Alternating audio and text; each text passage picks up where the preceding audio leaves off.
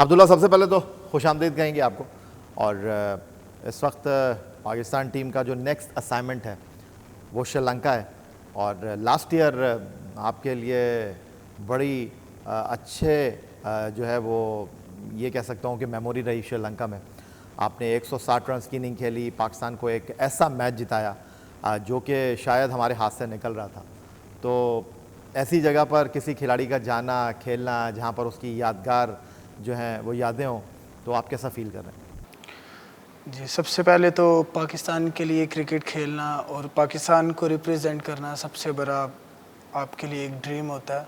तो वो जब भी वो असाइनमेंट कोई भी आती है पाकिस्तान के लिए तो हम फुली फोकस्ड होते हैं, उसके लिए वेल प्रिपेयर्ड होते हैं।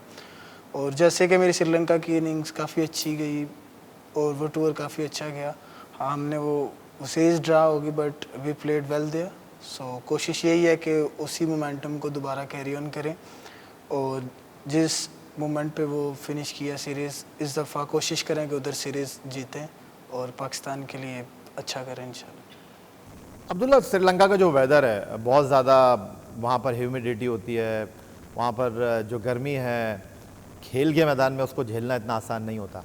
लेकिन ये जो लाहौर में कैंप है, जो आपका कंडीशनिंग कैंप है, क्योंकि पाकिस्तान टीम के खिलाड़ी मौजूद नहीं थे, तो इस हवाले से आपको कैंप में अपनी सलाहियतों को मज़ीद पॉलिश करने का मौका मिला। लेकिन इससे ज़्यादा इम्पॉर्टेंट यहाँ का जो वेदर था, बहुत ज़्यादा हॉट वेदर, तो ये आपको कितना सपोर्ट करेगा श्रीलंका में?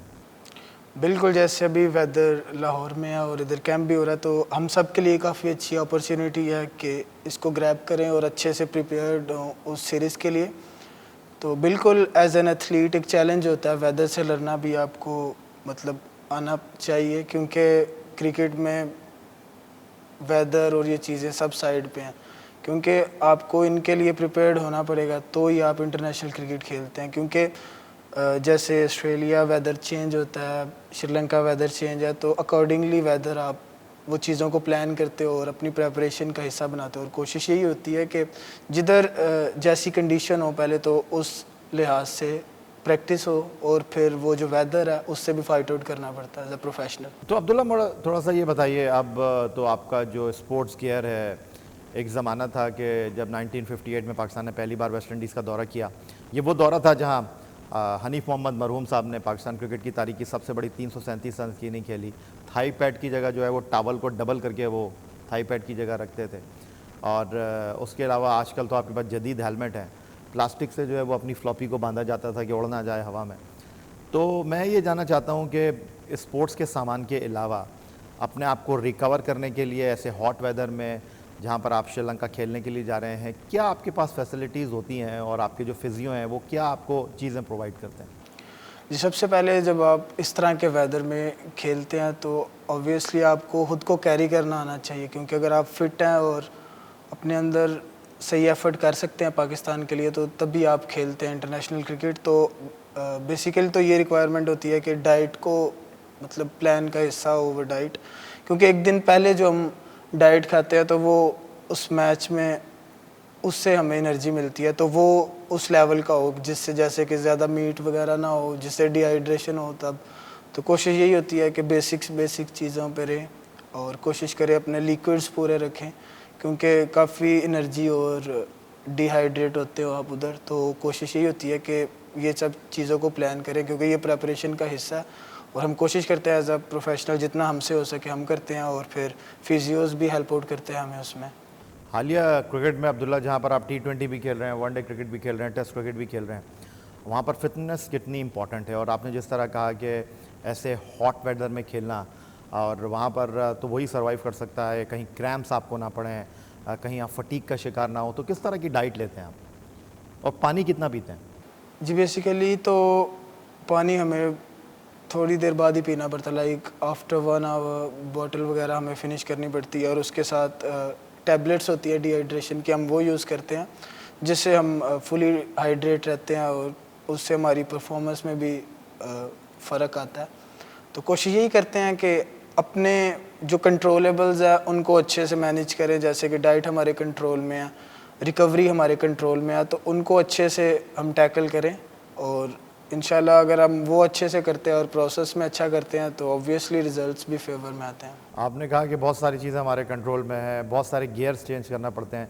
तो आजकल की अब्दुल्ला जो क्रिकेट हो रही है, एक दिन आप खेलते हैं टेस्ट क्रिकेट, अगले दिन आप वनडे क्रिकेट खेल रहे होते हैं, कुछ अरसे के बाद आप T20 क्रिकेट में जो है वो कलर किट पहनकर मैदान में उतर रहे होते हैं। तो कितना आसान और कितना मुश्किल है आजकल की क्रिकेट में बैट्समैन के लिए, और क्या वाकई आप अपने उसी अंदाज को कंटिन्यू करते हैं?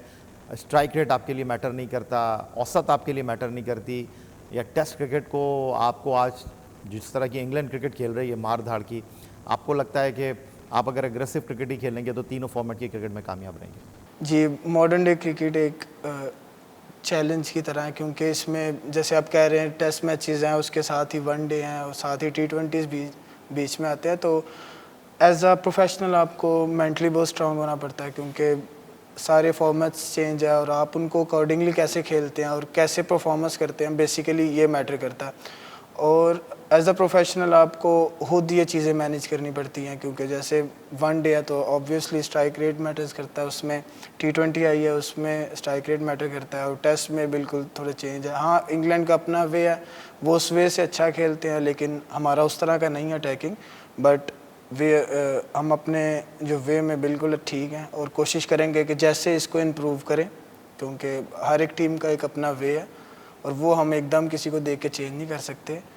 और ये काफ़ी पॉजिटिव चीज़ है, और कोशिश यही करेंगे हम कि जो भी नेक्स्ट सीरीज़ आ रही है उसको मतलब माइंड में रख के उस तरह प्रेपरेशन अच्छी सी करें।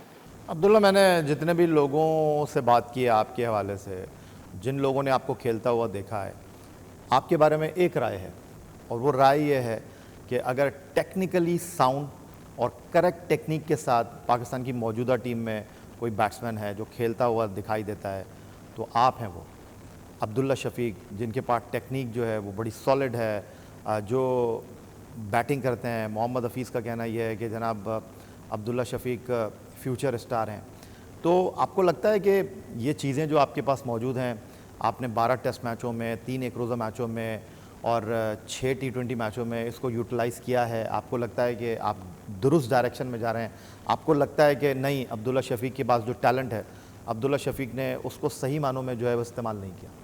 कॉन्फिडेंस मिलता है आपको, बट ये वर्ड्स सिर्फ मैं समझता हूँ कि वर्ड्स हैं, क्योंकि अभी भी मैं मानता हूँ कि मेरे में काफ़ी चीज़ें हैं जो इम्प्रूव मैंने करनी है एज अ प्लेयर, और मैं कोशिश करता हूँ कि मैं इम्प्रूव करूँ, क्योंकि कभी भी आप बेस्ट नहीं होते, आपको रूम ऑफ इम्प्रूवमेंट हर जगह होता है। और मैं कोशिश यही करता हूँ कि जैसे मैं आज खेल रहा हूँ, नेक्स्ट डे उससे अच्छा खेलूँ और उससे अच्छा खेलूँ, कोशिश करूँ अपनी चीज़ों को पिन पॉइंट खुद ही करूँ और उन पे वर्कआउट करके अच्छे से अच्छी परफॉर्मेंसेस करूँ।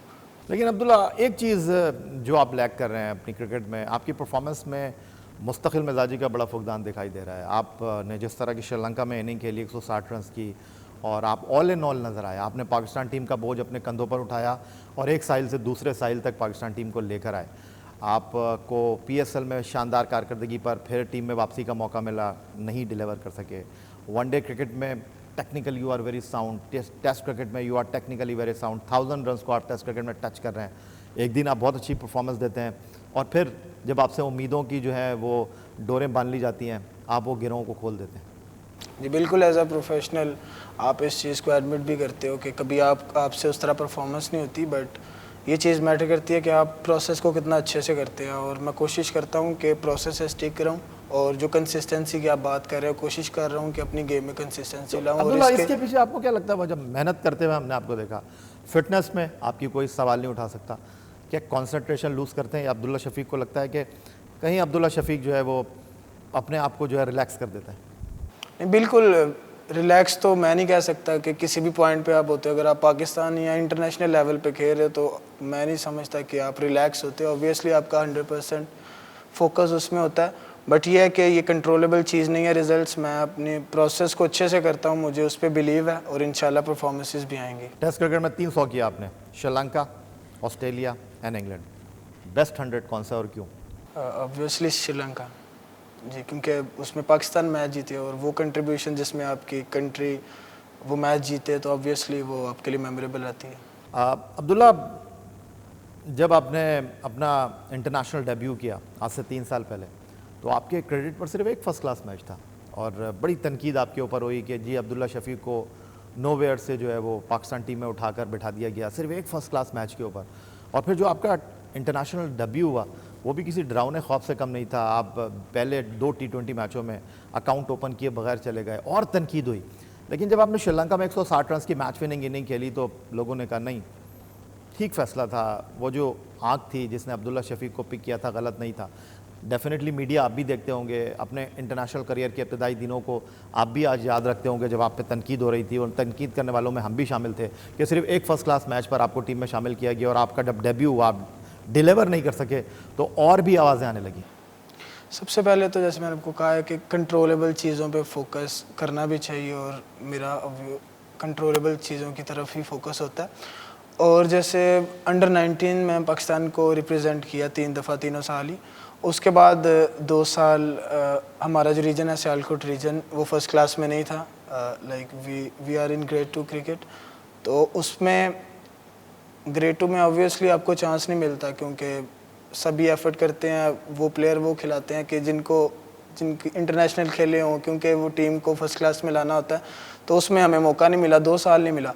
बट मेन चीज़ ये थी कि उसमें जो वो 2 सालों में एफ़र्ट थी वो मेरी पूरी थी, अपनी कोशिश पूरी थी। बेशक मैं नहीं था कुछ खेल रहा, बट मैं ग्राउंड को उसी तरह टाइम देता था जिसी तरह अब देता हूँ। तो कोशिश यही थी और एम यही था माइंड में कि अभी टाइम नहीं है, लेकिन इंशाल्लाह जब अपना जो टाइम आएगा तो उसमें अच्छा होगा, क्योंकि अपनी प्रैक्टिसेस और मेहनत पे बिलीव था। और फिर जब चांस मिला और उसमें नहीं हो, T20s में नहीं हुआ, तो ये है कि ये भी एक लर्निंग फेज़ होता है क्रिकेटर के लिए। स्पेशली जब कोई यंगस्टर आता है इंटरनेशनल क्रिकेट में तो उसको इतना एक्सपोजर नहीं होता उससे।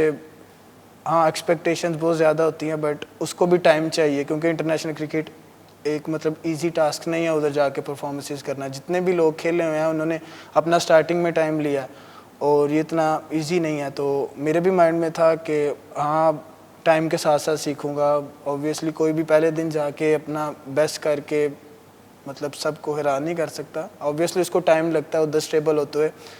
तो उसके बाद मैं जो 2 साल टीम के साथ रहा, उसमें मैंने मेन बॉलर्स को खेला, शाहीन, हारिस, सब लोगों को खेला और प्रैक्टिसेस की। और हमारे जो कैप्टन है तो उनको काफ़ी मैंने देखा कि वो कैसे परफॉर्मेंसेस कर रहे हैं पाकिस्तान के लिए। तो वो चीज़ माइंड में थी, वो हंगर माइंड में था, और वो प्रैक्टिसेस और वो जो सब किया। तो कोशिश यही थी कि जब भी मुझे चांस मिलेगा तो मैं इंशाल्लाह अच्छा करूँगा। और फिर टेस्ट मैचेस में अच्छी परफॉर्मेंसेस हुई तो ऑब्वियसली सब ने कहा कि अच्छा है, लेकिन ये भी माइंड में था कि इट्स जस्ट अ जर्नी, तो इसमें अच्छा भी होगा कभी बुरा भी होगा, लेकिन आपको अपने आप को कैरी करना है और आगे से ज़्यादा मेहनत करनी है और इम्प्रूव करना है। थोड़ा अपने सफ़र के बारे में बताएं कि एक फर्स्ट क्लास मैच में पाकिस्तान के लिए आपका सिलेक्शन कैसे हो गया? जी, ये तो मैं नहीं कह सकता, मैं प्लेयर हूँ। उन्होंने तो सेलेक्ट किया, आपने ऐसी कौन सी परफॉर्मेंस दी, आपने ऐसी कौन सी नेट प्रैक्टिस में बॉल खेली? वो कहते हैं ना कि वसीम अकरम को जब पाकिस्तान टीम में शामिल किया गया वो नेट पर बॉल करने के लिए आए थे, जावेद मियांदाद साहब ने उनको देखा, आकिब जावेद को इमरान खान साहब ने देखा, तो इस तरह आप कैसे पाकिस्तान टीम में आए? फर्स्ट ऑफ ऑल तो जो मैंने पहला सीज़न खेला उसमें ग्रेड 2 में मैंने 5 मैचेस खेले, जिसमें मैंने एक डबल 100 किया और एक 100 किया।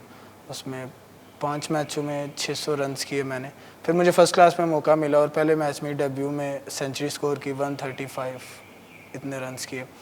फिर वो कोरोना वगैरह आ गया उस साल, और फिर T20 नेक्स्ट ईयर हुआ, तो उसके पहले ही मैच में T20 में 100 किया। तो ये नहीं कि मैं बहुत कम मैचेस खेला, लेकिन जितने भी खेला मेरा स्टार्ट ही अच्छा हुआ, जो लोगों को जिससे लगा कि ये कुछ खेल सकता है क्रिकेट आगे। तो बस यही था कि उधर से इम्पैक्ट पड़ा। ज़रा ऑब्वियसली जब आप टीवी वाले मैच में अच्छा परफॉर्म करते हैं, सब भी देख रहे होते हैं आपको, और अगर आप कुछ भी खेलते हैं, अच्छा खेलते हैं या बुरा खेलते हैं, तो लोग इतनी समझ रखते हैं कि अगर उन्होंने डिसीजन लिया ना आपको टीम में रखने का, तो ऑब्वियसली। पाकिस्तान के टेस्ट ओपनर अब्दुल्ला शफीक हमारे साथ मौजूद हैं। वक्त हुआ एक ब्रेक का, ब्रेक से वापस लौटेंगे तो गुफ्तगू के सिलसिले को मज़ीद आगे बढ़ाएंगे।